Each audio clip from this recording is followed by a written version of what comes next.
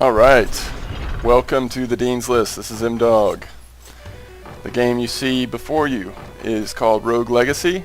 Cellar Door Games is the creators behind this game.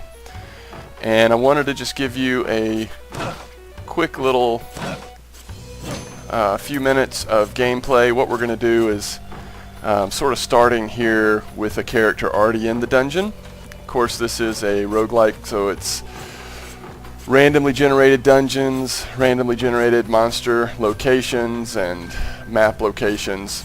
Very fun game, and hopefully this will give you an opportunity to see if it's something you might enjoy. Many have said this, but I'll repeat it here. If you take some of the old Castlevania 2D games and toss that in with a little Ghosts and Ghouls, in terms of gameplay and maybe even to a degree difficulty, you kind of have a starting point for where we're at. So, a couple things I want you to notice. First of all, the colors of the sword and some of the gear I have on, that is not what you will start off looking like. This is a game that you slowly unlock new equipment and abilities. When you first start, you'll be very limited. You'll basically be able to do your attack, you'll be able to have some magic attack, and then regular jump.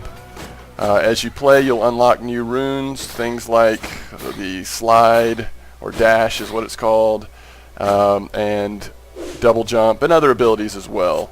So what we're going to do is we are going to, as an excuse for how fast I normally die in this game, I'm going to just show you what it is like when you do perish, and walk you through what I think is what really stands out as making this game one of the more enjoyable games that I've played recently.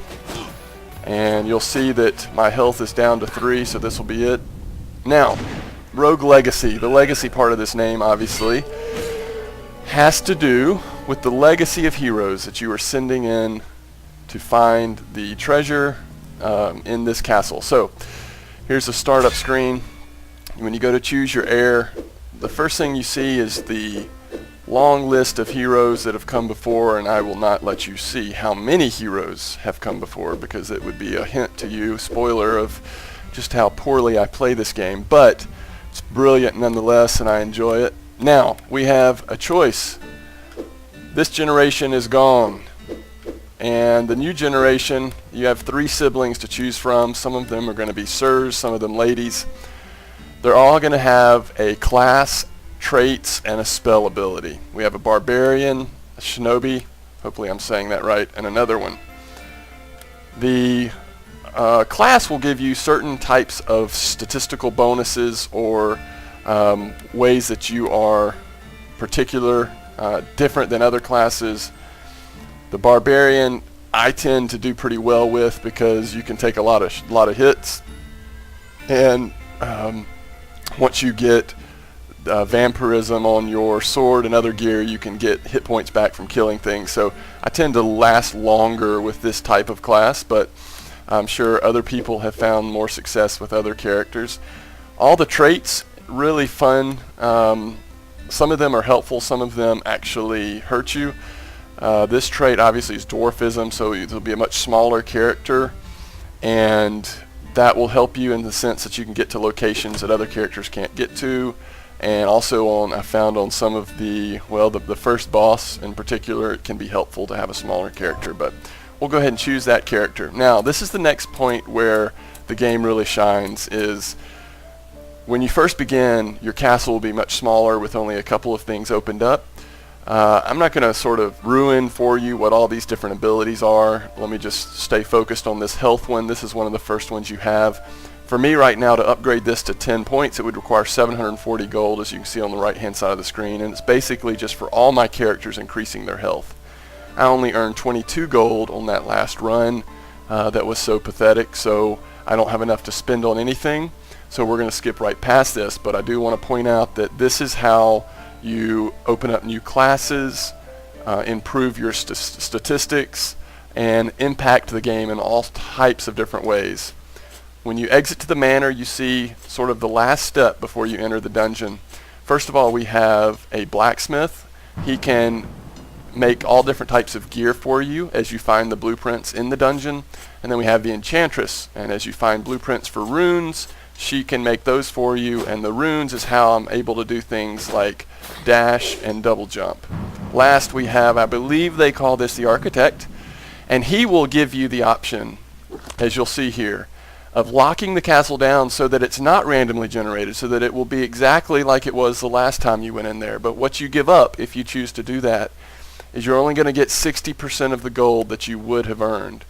So when this, for me at least, so far has become useful is when I got to that first boss, the only one that I've defeated so far, I died a miserable death and a quick death, and so I locked the dungeon down and was able to go practice that boss a couple times and figured out how, even though I'm not very good at this game, even someone like me could be victorious. The last thing you do is you have to give, and I don't know who this is, I call it, it's almost just like Death himself, but whatever, you give him all your money to enter the castle. So any money that you've earned from your last playthrough, you got to give it up to get in the castle. So now, let's just, again, I'm not going to do a long playthrough here because if this is a game for you, I don't want to spoil anything because it really is a game about discovering all the different things that the developers have put in here that makes this stand out as a really fun, imaginative game. We're just going to take a look at a couple of maps and see what enemies we run into, and we'll use an ability there. Now, sometimes these picture frames are not what they seem. They will attack you. Here's a ghost, another very common enemy that you'll see early in the game. A little zombie. And a different colored ghost. Again, all the creatures, typically when you kill something, you've got a pretty good chance of it giving you money or food to restore your life, or something else beneficial like more mana. And you do run into these situations where, oh, shouldn't have done that, where there's a boss, or not a boss, that's just a visionary. Ooh, I wonder if that reset his life. I don't have enough mana to do this more than once. Yeah, it did reset his life. So because I'm such a shorty, I don't think my sword would be able to reach him in there, so we'll just move right past that. And this is one of the many things, and I'm not gonna do this because, again, I want you to be able to discover all these things on your own. But there are lots of little flavors that the developers have added. Again, I'm not. Hopefully, my level of play will not scare you away from this. This was my first video, and I'm hoping to do more. If I don't do more, you'll probably never even see this one. But thanks for viewing, and if Rogue Legacy looks like something that you would enjoy, I would encourage you to purchase it. I have certainly gotten a lot of enjoyment out of it. You can find it on Steam for a reasonable price. And until next time,